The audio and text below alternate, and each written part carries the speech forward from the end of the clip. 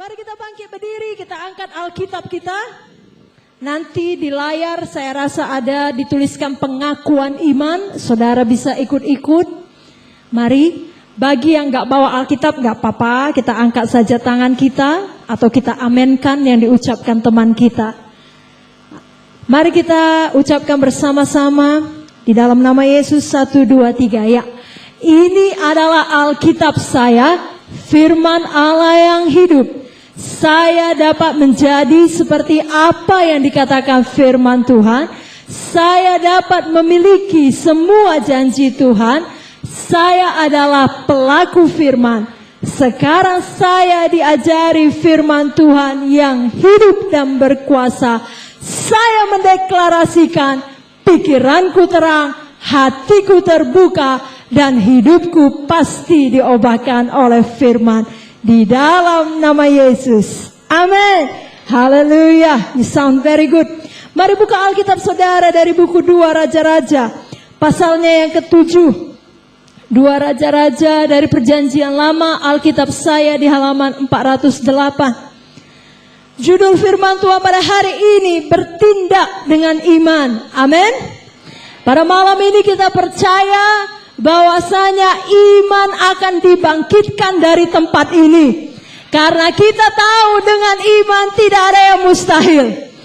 Memang tidak ada yang mustahil bagi Tuhan, tetapi yang lebih indah lagi, tidak ada yang mustahil bagi kita yang percaya.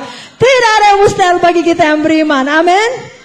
Sebabnya judul firman Tuhan hari ini, bertindak dengan iman. Mari buka Alkitab saudara dari 2 Raja-Raja pasal yang ke-7 ayatnya yang ke-3. Kita akan baca sampai ayatnya yang ke-10. Mari kita baca. 2 Raja-Raja pasal yang ke-7 ayat 3 sampai 10. 1, 2, 3 ya. 4 orang yang sakit kusta ada di depan pintu gerbang. Berkatalah yang seorang kepada yang lain, mengapakah kita duduk-duduk di sini sampai mati? Jika kita berkata, baiklah kita masuk ke kota, padahal dalam kota ada kelaparan, kita akan mati di sana.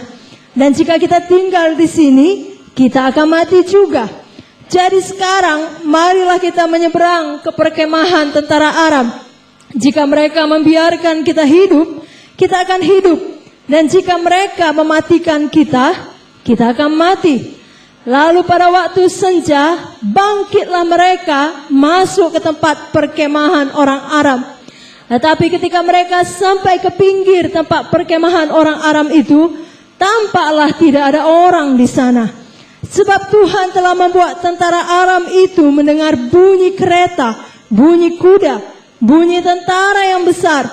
Sehingga berkatalah yang seorang kepada yang lain, sesungguhnya Raja Israel telah mengupah raja-raja orang Het dan raja-raja orang Misraim melawan kita, supaya mereka menyerang kita.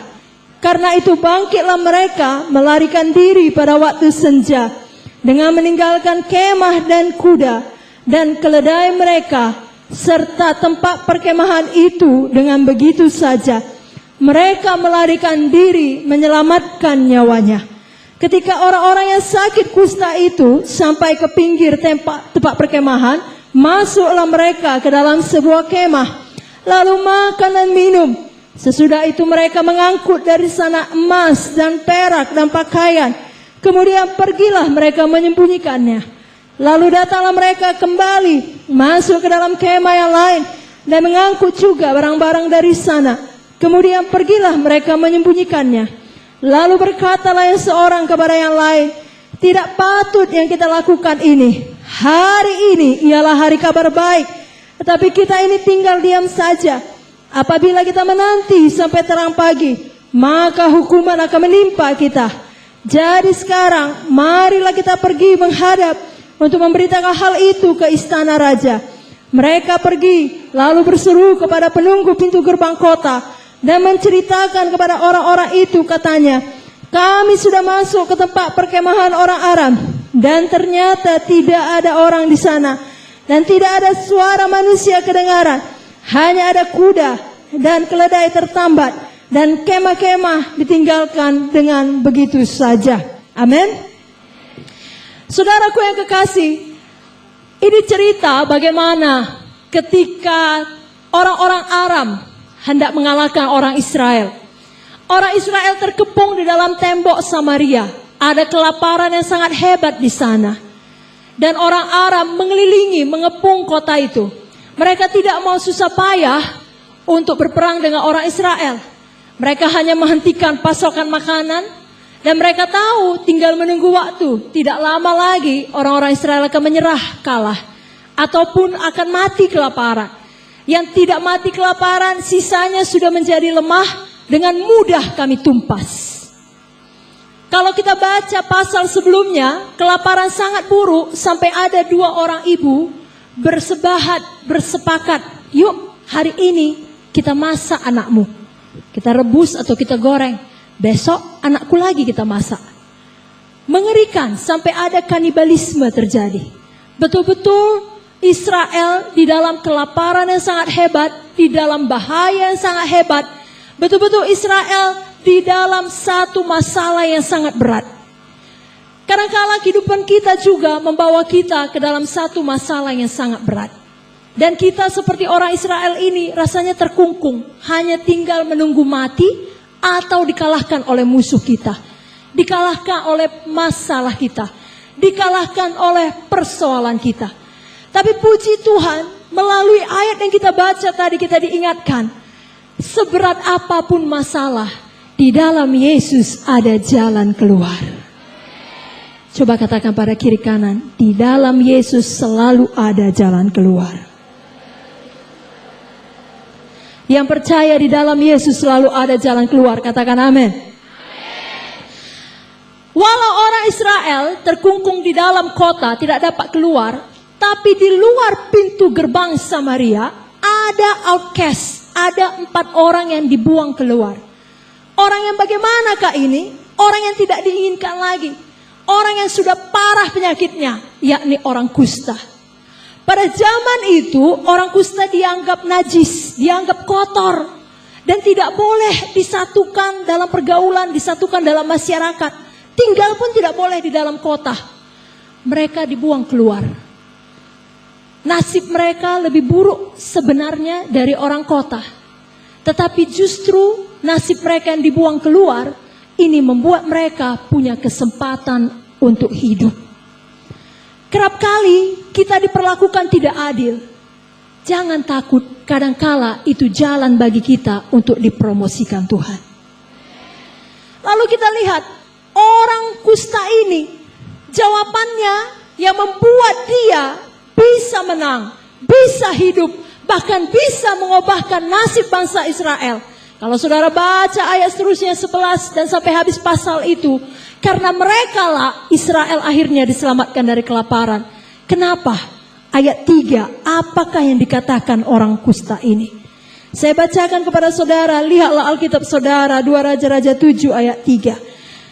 Berkatalah seorang kepada yang lain, mengapakah kita duduk-duduk di sini sampai mati?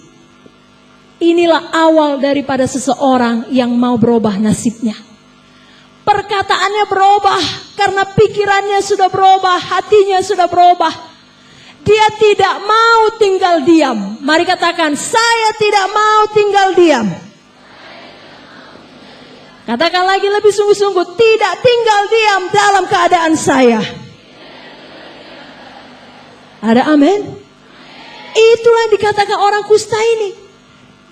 Ucapannya berubah dan dia mulai berkata, mengapa kita duduk diam di sini saja? Kalau kita duduk diam di sini saja, kita pasti mati. Kalau kita ada di dalam satu persoalan, satu kesedihan, satu masalah yang berat, jangan duduk menangis menyesali diri. Itu tidak membawa pertolongan. Kalaupun menangis sebentar, tapi bangun dan bangkitlah. Berikan tepuk tangan bagi Tuhan Yesus. Kalau mau tepuk tangan jangan ragu-ragu, berikan tepuk tangan bagi Tuhan Yesus. Dialah yang memberikan kekuatan kepada kita untuk bangkit. Seperti orang kusta ini, mereka menolak untuk diam saja. Mereka menolak untuk menunggu duduk-duduk sampai mati. Mereka mau mencari jalan keluar. Dan memang ada jalan keluar. Itu yang setan tidak mau kita temukan. Sama seperti orang Arab ini. Mereka tidak mau susah payah memerangi bangsa Israel. Mereka tidak mau kehilangan satupun dari tentaranya. Untuk apa berperang sekarang? Tunggu saja sampai itu semua mati kelaparan. Begitu juga dengan setan pada zaman sekarang. Dia pikir kita akan kalah oleh semua kesedihan kita. Kita akan kalah oleh semua ikatan dosa kita. Ikatan kemalasan kita, ikatan pornografi kita, ataupun dosa-dosa lain yang terselubung. Orang lain tidak tahu, tapi hati kita menuduh kita. Setan tidak mau kita melakukan apa-apa. Dia mau kita duduk diam saja dan menderita oleh karena masa lalu kita. Jangan biarkan itu terjadi. Malam ini semua kita bangun dan bangkit. Dan orang kusta ini memberikan teladan kepada kita. Dia tidak lari dari musuh. Dia justru lari menuju musuh. Saudara punya persoalan, jangan lari dari persoalan. Hadapi dengan Tuhan Yesus. Lari menuju musuh. Kenapa? Karena saudara sudah punya pengertian. Tuhan Yesus yang saudara layani lebih besar dari persoalan saudara. Katakan amin. Bilang lagi sama kiri kanan, Tuhan Yesusku lebih besar dari persoalanku. Yang betul-betul percaya Yesusnya lebih besar dari persoalannya, katakan amin. Itu sebabnya tidak perlu lari dari persoalan. Hadapi dengan gagah berani. Jangan pernah bandingkan tantangan saudara, masalah saudara, persoalan saudara dengan kesanggupan saudara. Bandingkan dengan Tuhan Yesus yang ada di dalam saudara. Malam ini kita tidak perlu lagi hidup lebih lama di dalam ikatan dosa. Kita tidak perlu hidup lebih lama lagi di dalam kesedihan, di dalam kegagalan, di dalam kenajisan. Kita tidak perlu hidup lebih lama lagi di dalam kekurangan kita, di dalam kekhawatiran kita, di dalam pikiran kita yang kotor, ataupun di dalam penyakit kita. Karena Yesus sudah menyediakan jalan keluar. Yesus sudah menyediakan jawabannya bagi kita. Dialah jawabannya. Katakan amin. Saudara sudah lihat dengan jelas dalam pantomim tadi 2000 tahun yang lalu Yesus sudah mati di kayu salib. Saudaraku, kalau kau pernah menonton film Passion of the Christ, kalau mungkin engkau orangnya berani ataupun kuat, kau sanggup menontonnya. Beberapa di antaramu mungkin tidak sanggup. Apa yang kau lihat di film itu, kesadisan dalam film itu belum seberapa dengan kejadian sebenarnya. Kenapa Tuhan mau menanggungkan itu semua? Supaya malam ini dan seterusnya kita bisa hidup sukacita. Supaya kita tidak perlu menanggungnya lagi, anak-anak muda. Selesailah sudah kelaparan, selesailah sudah kesedihan, selesailah semua beban berat pada malam ini. Terimalah kebebasan yang telah disediakan Tuhan Yesus. Terima, hanya itu yang Dia minta. Terima dengan iman. Katakan amin. Tuhan Yesus telah menjadi kutuk supaya kita boleh menerima berkat Abraham. Dalam buku Galatia 3 ayat 13 sampai 14 saya bacakan. Terimalah berkat Abraham, terimalah. Galatia 3 ayat 13 sampai 14. Kristus telah menebus kita dari kutuk hukum Taurat dengan jalan menjadi kutuk karena kita. Sebab ada tertulis, terkutuklah orang yang digantung pada kayu salib. Yesus Kristus telah membuat ini supaya di dalam Dia berkat Abraham sampai kepada bangsa-bangsa lain, sehingga oleh iman kita menerima roh yang telah dijanjikan itu. Mari angkat tangan saudara, katakan saya terima berkat Tuhan. Katakan dengan lebih kuat lagi, mulai malam ini semua kutuk, semua dosa, semua kekhawatiran, semua kesedihan, saya tolak kau. Saya buang dari hidup saya. Saya terima Tuhan Yesus. Saya terima kebebasan. Saya terima sukacita. Saya terima berkat Abraham. Yang percaya sorakan haleluya. Berikan kemuliaan bagi Tuhan Yesus. Dan memang untuk itu Tuhan Yesus datang. Untuk merusakkan pekerjaan setan. Untuk membebaskan yang terikat, untuk menyembuhkan yang sakit. Saudaraku, tidak ada nama lain di bawah kolong langit ini yang olehnya kita dapat diselamatkan. Kisah Para Rasul 4 ayat 12 dengan tegas menyatakan hanya ada satu nama yakni nama Yesus. Dan barang siapa berseru kepada nama Yesus diselamatkan. Orang-orang Kristen jangan malu berseru kepada nama Yesus. Kapan kau dalam masalah, kapan kau dalam persoalan, kapan kau dalam kesedihan, kapan ada orang mau menjamret engkau, kapan ada bahaya, spontan teriakkan nama Yesus. Katakan, Yesus tolong saya, Yesus hibur saya, Yesus jamah saya. Dan dia selalu datang. Tidak ada dosa yang bisa menghalanginya. Tidak ada dosa yang terlalu besar bagi Yesus. Dia cinta saudara. Dia cinta saudara selagi saudara masih berdosa. Dia sediakan jalan keluar supaya saudara tidak perlu lagi menderita dalam dosa. Malam ini dengar suaranya. Malam ini terima dia. Malam ini panggil namanya. Saudara mau panggil nama Yesus? Mari katakan Yesus. Katakan lebih kuat lagi, Yesus.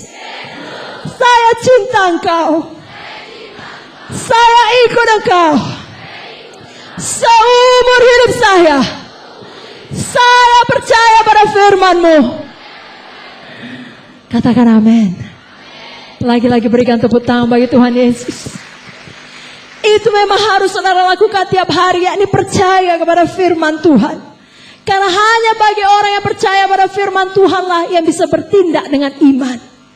Dalam 2 Raja-Raja 7 tadi, kalau kita lihat ayat di awal, ayat yang pertama, keadaan di Israel tadi sudah saya terangkan sangat berbahaya, kelaparan di mana-mana. Pasal yang 6 dikatakan ada 2 orang wanita yang saling memakan anaknya.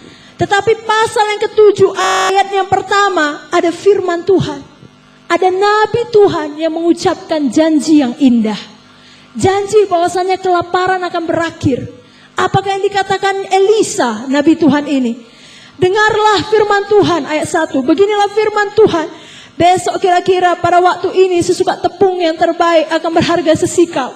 2 sukat jelai akan berharga sesikal di pintu gerbang Samaria. Tapi perwira yang menjadi ajudan raja menjawab abdi Allah, katanya, sekalipun Tuhan membuka tingkap-tingkap di langit, masakan hal itu mungkin terjadi? Jawab abdi Allah, sesungguhnya engkau akan melihatnya dengan matamu sendiri, tetapi tidak akan makan apa-apa daripadanya.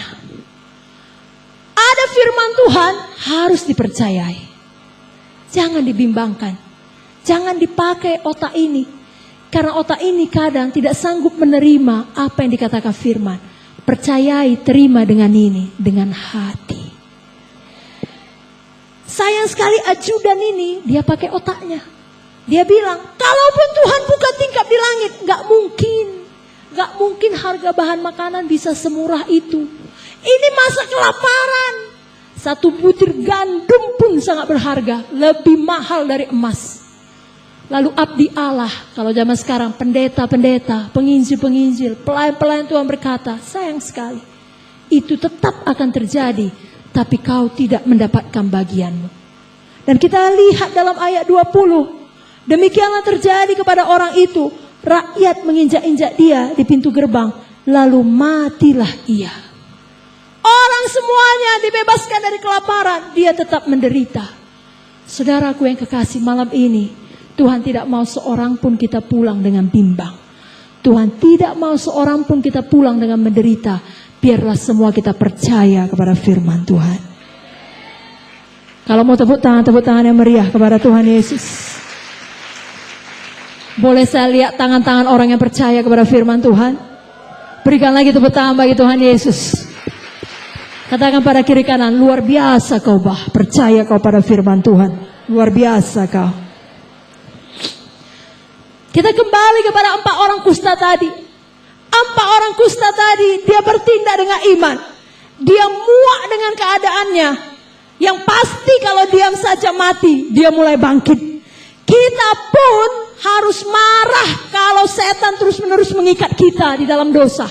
Muak dengan keadaan kita yang dikuasai oleh pikiran kotor, dikuasai oleh kekhawatiran, oleh kesedihan. Katakan, sudah cukup.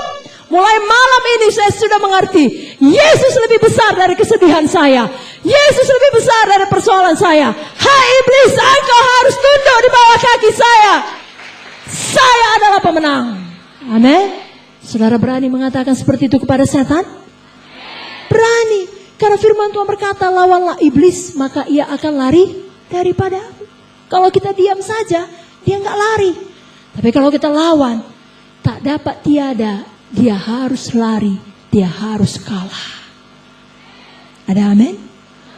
1 Yohanes 4 ayat 4 dengan jelas mengatakan, Roh Kudus yang ada di dalam kita. Berapa banyak percaya Roh Kudus ada di dalam dia?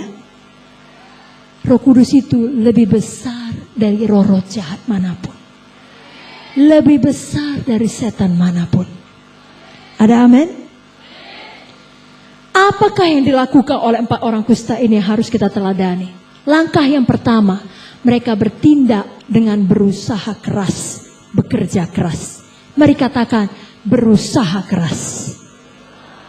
Katakan lebih kuat lagi, bekerja keras. Saya nggak tahu apakah saudara pernah melihat orang kusta atau tidak. Tapi satu hal, kalau orang kusta ini tidak sembuh, kustanya bisa menjalar kepada anggota-anggota tubuhnya yang lain. Dan satu persatu tangannya yang kena kusta, jarinya yang kena kusta bisa puntung. Kakinya yang kena kusta puntung. Tentunya mereka bukan orang yang atletis, kuat, tidak. Mereka orang yang lemah. Orang biasa saja sudah kelaparan. Ada amin? Sampai mau makan anaknya sendiri. Betul? Betul? Nanti baca di 2 Raja-Raja pasal 6. Apalagi orang penyakit kusta.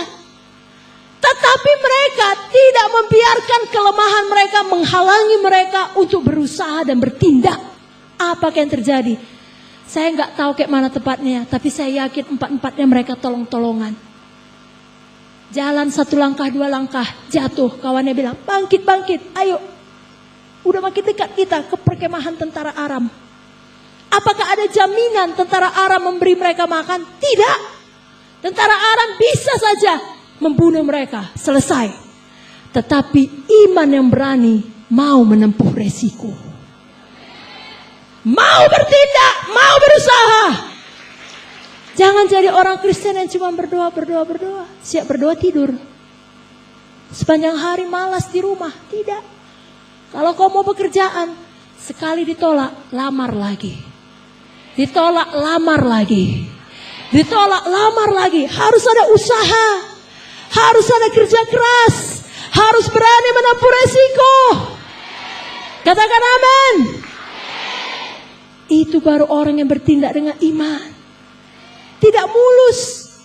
Dia harus saling tolong menolong, langkah demi langkah. Di tengah jalan tentunya mereka masih manusia biasa, punya perasaan takut. Satu orang mungkin berkata, udahlah balik aja lah kita. Mati aja lah kita dalam damai. Kenapa kita harus menempuh resiko ini? Tapi kawan-kawan yang meneguhkan, tidak. Kita maju terus. Kita menuju tentara Aram. Kita tidak mau duduk diam dan mati. Jangan puas dengan keadaan kita. Mari kita tempuh resiko. Mari kita maju. Saudaraku, saudara pernah dengar enggak? Ora et labora. Itu artinya betul saudara beriman, betul saudara berdoa. Tapi saudara harus bekerja. Saudara harus berusaha. Kalau kita dilahirkan misalnya dalam satu keluarga yang berkekurangan, jangan tinggal diam di situ. Jangan menyesali diri dan berkata, sampai kapanpun taknya bisa aku jadi orang yang diberkati. Kalau anak-anak lain itu, kawan-kawanku itu, gak perlu pun dia berusaha. Uang jalan terus dari orang tuanya. Gak perlu mikir dia dari mana membiayai SPP. Aku udah kuliah, sore harus kerja, malam lagi lembur, harus ngerjain tugas lagi. Hanya untuk membayar uang SPP. Mau bagaimana? Nanti kalau aku tamat pun belum tentu dapat kerja yang baik. Memang begitulah dia hidupku. Jangan katakan demikian. Jangan pernah menyesali diri, menyesali keadaan. Jangan pernah putus asa. Jangan pernah diam saja. Kalau kita mau diberkati, lakukan bagian kita. Tuhan lakukan bagian dia. Amin. Karena iman harus disertai perbuatan. Coba buka Yakobus 2 ayat 26. Kalau kita beriman Tuhan mau menolong kita, maka bagian kita adalah berusaha, bekerja keras. Yakobus 2 ayat 26 mengatakan, seperti tubuh tanpa roh adalah mati, demikian juga iman tanpa perbuatan adalah mati. Katakan pada kiri kanan, kalau beriman harus berusaha. Bila lagi, kalau beriman harus bekerja keras. Amin. Amin. Kalau kita kembali kepada 2 Raja-Raja, pasalnya yang ke-7. Coba saudara perhatikan ayat yang ke-5. Pada waktu apa? Pada waktu apa? Coba semua baca. 2 Raja-Raja 7 pasalnya yang ke-5. Pada waktu bangkitlah mereka. Semua berkata, saya bangkit. Amin. 4 orang kusta itu, bangkitlah mereka ke tempat perkemahan orang Aram. Coba lompat ke ayat 7. Karena itu bangkitlah mereka melarikan diri pada waktu. Ini dia indahnya. Kenapa mereka melarikan diri? Saudara akan lihat pada ayat yang ke-6. Kenapa? Pada waktu senja, belum sampai 4 orang kusta ini ke perkemahan tentara Aram. Masih di depan pintu gerbang tembok Samaria. Tapi mereka bangkit. Semua berkata, saya bangkit. Saya bertindak. Saya berbuat. Kepalkan tangan saudara. Saya berusaha keras. Saya bekerja keras. Saya menempuh resiko. Saya berani. Ada amin? Bangkitlah 4 orang penyakitan ini yang udah puntung-puntung pun mungkin tangannya, kakinya, jarinya, entah apanya lagi yang puntung. Tetapi suara 4 kaki yang lemah ini menuju perkemahan tentara Aram, nggak tahu kita ada berapa kilometer lagi di sana. Dibuat Tuhan seperti suara kaki kuda, suara tentara yang besar. Suara satu pasukan yang dahsyat. Lalu tentara Aram bilang, bahaya kita. Orang Israel sudah mengupah orang-orang Misraim, orang-orang Het untuk membinasakan kita. Itu gak kalian dengar suara tentaranya. Ayo kita lari. Malam ini pelajari satu prinsip Alkitab. Tuhan tidak akan bisa berbuat apa-apa kalau kita duduk diam menyesali diri. Iman tanpa perbuatan kosong, mati, sia-sia. Tapi begitu kita bangkit mengambil langkah pertama, semua hentakkan kakinya sekali. Baru langkah pertama, seluruh kuasa sorga, seluruh kuasa malaikat mendukung saudara untuk mengatasi persoalan saudara, untuk memberkati saudara, untuk melawan musuh-musuh saudara. Kalau pikiran manusia sampai ke apapun, gak mungkin suara kaki 4 orang sakit seperti suara tentara berkuda. Suara kita semua, kaki kita yang kuat ini pun kita hentakkan, tidak bisa seperti suara tentara berkuda. Tapi kalau sudah Tuhan ambil alih, kalau sudah Tuhan memegang kendali, tidak ada yang tidak mungkin. Kita butuh Tuhan dalam hidup kita. Dengan kekuatan kita, gak sanggup kita mengubahkan hati orang tua kita, hati dosen kita, atau hati pimpinan kita untuk memberikan kita kelulusan, keluasan hati, pekerjaan atau apapun yang kita butuhkan. Tapi kalau kita mau berani mengambil langkah iman, Tuhan menggandakan pengaruh kita. Sama seperti langkah 4 orang sakit kusta digandakan Tuhan bunyinya seperti langkah tentara berkuda. Saudara mau pengaruh saudara digandakan Tuhan, bertindak dengan iman. Kalau mau tepuk tangan yang meriah bagi Tuhan Yesus. Bilang sama kiri kanan, bertindak dengan iman. Lihat matanya, bilang jangan takut. Lalu lihat lagi matanya, bilang jangan malas. Amin. Saya percaya anak-anak muda berkat besar menunggu kita kalau kita rajin, kalau kita berani. Di Alkitab ada sebuah cerita mengenai seorang perempuan bernama Ruth. Ruth ini sudah menikah. Dia menikah tetapi sayangnya suaminya mati. Ya. Lalu suaminya mati, apakah yang dilakukan Ruth? Apakah dia menangis dan menyesali diri? Jadi janda kembang lah aku. Jadi janda muda, harus kucari laki-laki lain dengan segera selagi masih belum layu, begitu? Atau langsung dia bilang, takkan kutemui lagi suami sebaik suamiku dulu. Biarlah aku ikut mati saja. Tidak. Ruth adalah salah satu tokoh wanita teladan di Alkitab karena dia sangat setia. Ada yang nama Ruth di sini?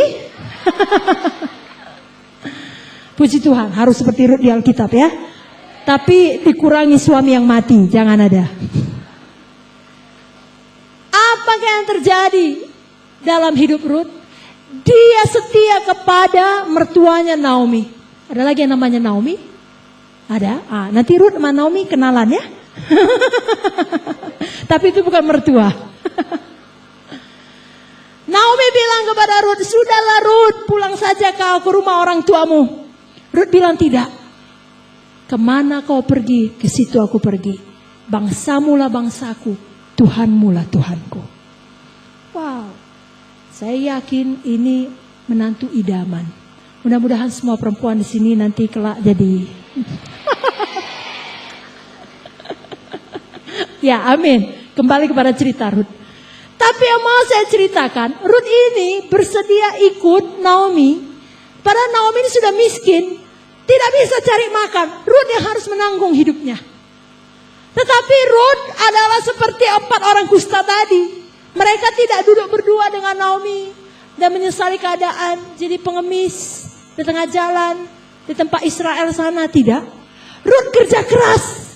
Walau dia tidak punya banyak keahlian, tiap pagi dia pergi ke ladang-ladang. Dia kumpulkan hasil tuaian orang yang tersisa. Jelai-jelai gandum yang jatuh. Begitulah kerasnya dia bekerja hingga satu hari pemilik tanah, tuan tanah harus notice, harus perhatikan siapa ini perempuan. Saudaraku, kalau engkau kerja keras tak dapat tiada, itu taburanmu, kelak pasti kau tuai. Singkat cerita, kita tahu cerita Ruth, tuan tanah yang kaya tadi mengasihi dia, lalu memperistri dia. Sejak saat itu nasibnya berubah. Boas namanya. Sejak Boas datang dalam hidup Ruth, betul-betul hidupnya berubah. Boas sering digambarkan sebagai gambaran juru selamat. Nasib Ruth berubah, nasib Naomi berubah. Kita dalam hidup ini perlu boas-boas dalam hidup kita. Bukan maksud saya perlu suami-suami, tidak. Baik yang laki-laki, baik yang perempuan. Maksudnya perlu ada boas yang menyelamatkan kita. Tetapi boas tidak akan datang sebelum kita berusaha. Sebelum kita melakukan bagian kita. Bagian kita beriman dan bertindak. Amin. Yang kedua, setelah kita beriman dan bertindak, jangan menyerah. Lihat lagi kiri kanan, bilang jangan menyerah tulang. Jangan menyerah namboru. Amin. Amin. Coba bayangkan seperti cerita 4 orang kusta tadi. Kalau mereka sudah berjalan pada waktu ketika mereka baru melangkah bangkit langkah pertama, di sana pun sudah kedengaran bunyinya. Pada waktu senja juga, musuh sudahlah lari, sudah nggak ada lagi musuh. Lalu mereka berjalan di tengah jalan, ketakutan, karena mereka kan belum tahu ada amin. Lalu mereka menyerah, udahlah balik aja kita, balik dia. Apa yang terjadi? Mati. Betapa bodohnya. Padahal kuasa Tuhan sudah bekerja. Saudara mengerti? Padahal musuh sudah lari. Musuh sudah tidak ada. Makanan sudah menunggu. Emas sudah menunggu. Jarahan sudah menunggu. Kemenangan sudah menunggu. Tetapi dia berhenti di tengah jalan. Di tengah jalan dia menjadi kecewa. Di tengah jalan dia menjadi lemah. Di tengah jalan menjadi putus asa. Semuanya sia-sia. Anak-anak Tuhan, saudaraku yang kekasih, jangan pernah terima tipu daya setan untuk berhenti di tengah jalan. Jangan mau kalau dibisikkannya, sudahlah. Gak perlu lagi berdoa. Gaknya berubah keadaanmu. Udahlah, gak usah sibuk kali ke gereja. Apa rupanya terjadi? Masih samanya? Katakan tidak, kuasa Tuhan sudah berlaku. Aku akan terus maju. Aku akan sampai kepada tujuan. Aku akan diberkati. Aku akan berhasil. Aku akan sukses. Itu janji Tuhan. Pasti digenapi. Aku tidak mau berhenti di tengah jalan. Mesti begitu kita hidup. Ada amin? Bilang dulu sama kiri kanan, cari 5 orang. Aku tidak berhenti di tengah jalan. Aku tidak berhenti di tengah jalan. Aku tidak mau berhenti di tengah jalan. Apapun yang terjadi. No, no, no, no, no, no, no. Aku tidak akan berhenti di tengah jalan. Ada amin? Saya mau lihat dulu tangan-tangan orang yang tidak menyerah di tengah jalan. Ini tangan orang-orang yang merebut kemenangan. Ini tangan orang-orang yang tidak menyerah. Berikan dulu tepuk tangan bagi Tuhan Yesus. Saudaraku, pada waktu kita memutuskan ikut Tuhan, setan akan berusaha membuat kita berhenti di tengah jalan. Tapi biar malam ini kita tetapkan hati, apapun yang terjadi, kita tetap setia ikut Tuhan. Minggu depan lagi, minggu depan lagi, minggu depan lagi, bulan depan lagi, tetap setia ibadah. Tiap-tiap hari di rumah tetap setia berdoa. Kalau tadinya suka dengar lagu dangdut, gak apa-apa. Tetapi sekarang tambahi, suka dengar lagu rohani. Amin.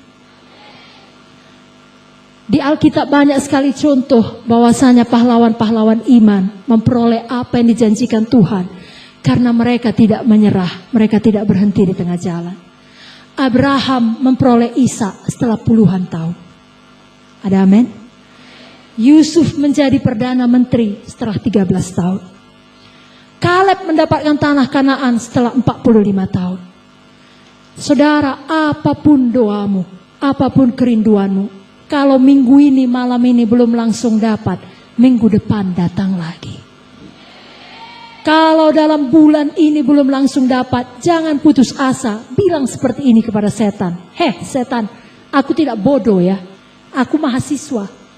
Kalau minggu ini belum ku dapat, artinya aku 1 minggu sudah lebih dekat kepada jawaban doaku. Kalau bulan ini belum ku dapat, artinya 1 bulan aku sudah lebih dekat kepada jawaban doaku. Aku tidak mau rugi. Sudah begitu lama aku tunggu. Aku ingat cerita 4 orang kusta. Mereka mendapatkan apa yang telah disediakan Tuhan. Pada malam ini, dapatkan apa yang telah disediakan Tuhan bagi saudara. Saudara butuh kebebasan, dapatkan itu. Saudara butuh masa depan yang dijamin Tuhan, dapatkan itu. Saudara butuh kesembuhan, dapatkan itu. Dan langkah yang terakhir, seperti orang kusta ini. Setelah mereka menjarah, setelah mereka masuk ke dalam kemah, mereka makan minum, mereka senang, mereka kenyang. Mereka ambil harta, mereka sembunyikan untuk mereka, untuk anak cucu mereka. Tetapi setelah itu, mereka berkata seorang kepada yang lain, tidak baik yang kita lakukan ini. Kita udah selamat, kita udah senang, kita udah beriman, udah bebas, udah diberkati, udah kenyang. Lalu kita diam saja. Sedangkan di dalam tembok Samaria, mereka tidak tahu tentara Aram sudah hilang, sudah pergi, sudah lari. Mereka menderita, mereka ketakutan, mereka kelaparan. Kita harus pergi memberitakan kabar baik. Katakan amin. Engkau juga kalau malam ini kau diberkati, beritakan kabar baik kepada keluargamu. Beritakan kabar baik kepada teman-temanmu. Jangan malu, ajak mereka datang kemari. Lebih banyak kita diberkati, lebih baik untuk kerajaan sorga. Ada amin? Mari katakan, saya diselamatkan untuk menyelamatkan. Saya diberkati untuk memberkati. Saya dibebaskan untuk membebaskan. Ada amin? Untuk itulah Tuhan memanggil saudara.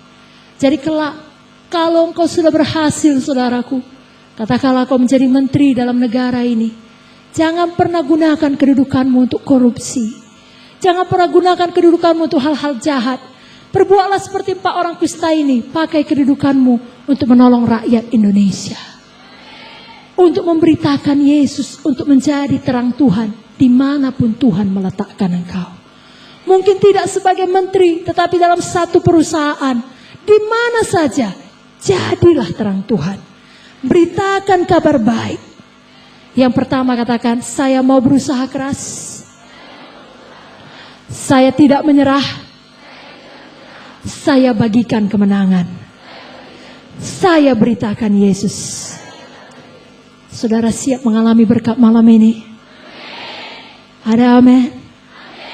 Saudaraku, dapatkan Yesus, saudara dapatkan segalanya.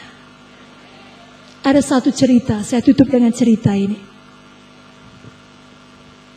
Seorang yang kaya punya seorang anak tunggal.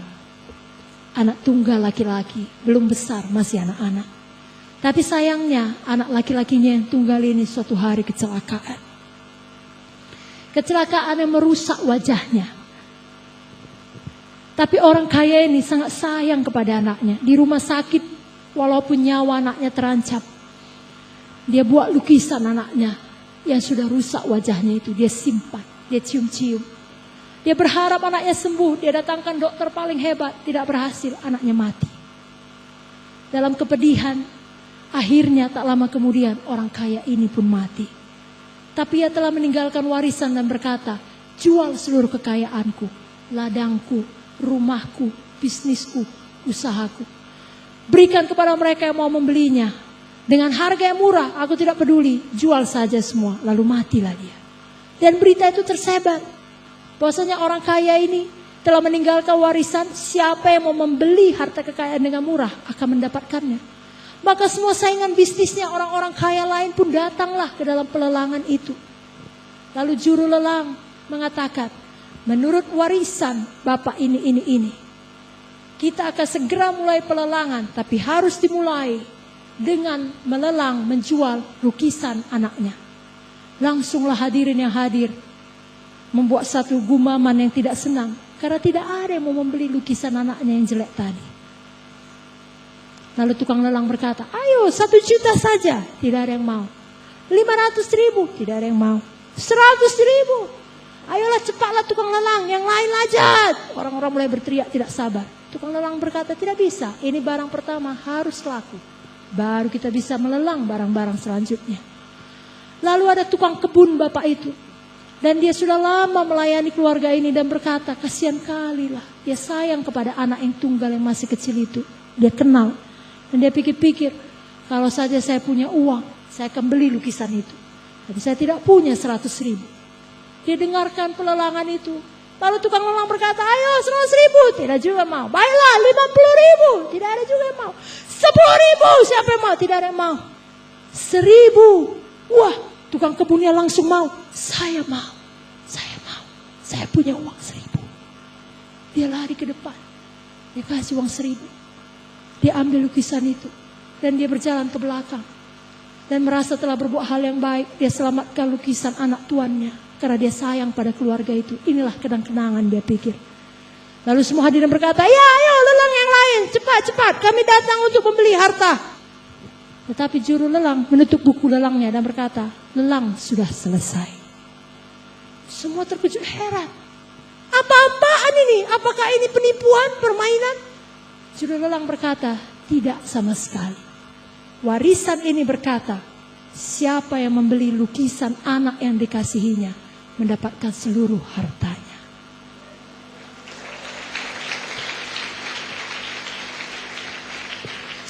Sebagai anak-anak muda, kita punya banyak impian. Kita mau kaya. Kita mau rumah tangga yang baik. Yang laki-laki mau cewek idaman. Cantik, setia, pintar, manis, melayani dia. Semua. Yang perempuan mau kaya, laki-laki ganteng, gagah. Seperti pahlawan. Semua. Kita mau pekerjaan paling baik. Kita mau terkenal. Kita mau semua. Tapi tak ada satu pun yang bisa menjadi milik kita. Kalau tidak dimulai dari Yesus. Matius 6 ayat 33 mengatakan, jangan terbalik saudaraku. Bilang sama kiri kanan, jangan terbalik. Nanti kau kecewa. Matius 6 ayat 33 mengatakan, cari dahulu kerajaan Allah dan kebenarannya, maka semuanya ditambahkan padamu. Ikut dulu Yesus sungguh-sungguh. Amin. Tak dapat tiada, bukan kau yang mengejar berkat, berkat yang mengejar engkau. Yesus datang supaya kita beroleh hidup, dan hidup yang berkelimpahan. Semua berkata berkelimpahan. Dan seperti lukisan tadi, dapat lukisan, dapat semuanya. 1 Yohanes 5:12 mengatakan, barang siapa memiliki anak, ia memiliki hidup. Barang siapa mendapatkan Yesus, dia mendapatkan hidup. Hidup yang berkelimpahan, ia mendapatkan segalanya. Saudara siap mendapatkan Yesus? Saudara siap mendapatkan segalanya? Saya undang saudara bangkit berdiri.